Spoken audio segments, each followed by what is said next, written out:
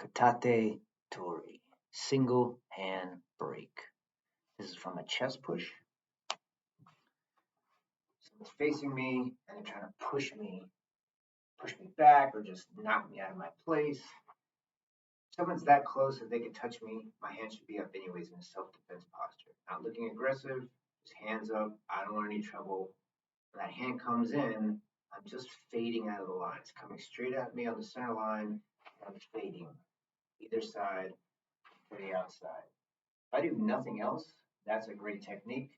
I haven't gotten knocked off balance, and I'm on the outside of their arm, which means I have access to the side and back of their body. I'm in a better position than they am. I'm facing them with all my weapons. Half their weapons are on the far side, and I'm on the outside of their arm. Great starting position. Great practice in class. I often have people just practice that. Pushing, turning, using that front hand, pass the hand, past my body.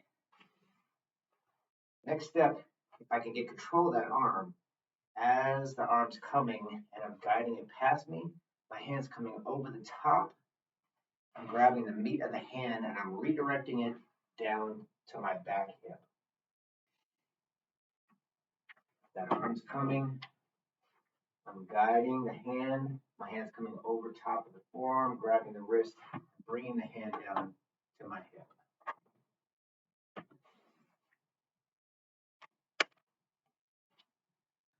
When I'm grabbing the hand, this is a right-handed glove. Right hand chest push is coming. As I'm fading to the outside, my hand's coming up the forearm and grabbing the meat of the hand right where the thumb is. That part of the hand where the thumb attaches to the hand, I'm grabbing that meaty part. My other hand's going to grab the back side along the pinky, again where the meat of the hand is. That push comes, I'm fading, come over the top, grabbing the meat, bringing it down to my hip where my other hand is waiting, and have a solid grab on the hand at my hip.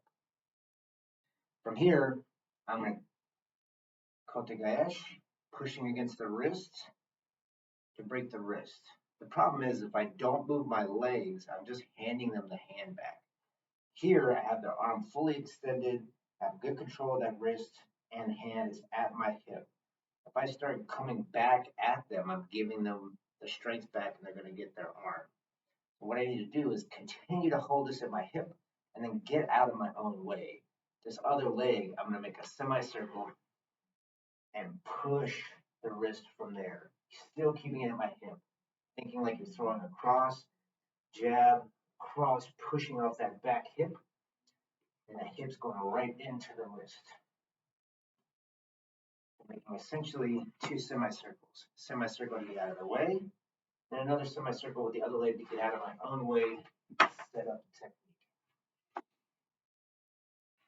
Chest push comes, semicircle, guide down to my hip, get control, semicircle with the other hip to get out of the way, and break. I've taken a belt, two short sticks, in this case plunger sticks, just tape them to the belt, put a knot on the far side of the door so it won't come out. A nice big knot on this end to hold just like a hand. If you want to get a little more in depth, you can take the glove and actually put it over the knot so you can feel the hand. I'm not going to do that now just so I can switch back and forth from side to side without switching the gloves, but you can add the glove just right over top of the knot. I do a double knot so it's thick enough I can grab it with both hands or put the glove over top and it'll stay on. Two sticks on the arm. Here's my upper arm, lower arm. Keep a little space for the elbow joint, and a little space for the wrist joint. I'm in close. My hands are up. That push comes. Bringing it down to my hip. Turning and breaking the wrist. Side. Yeah. Fade. Fade and break.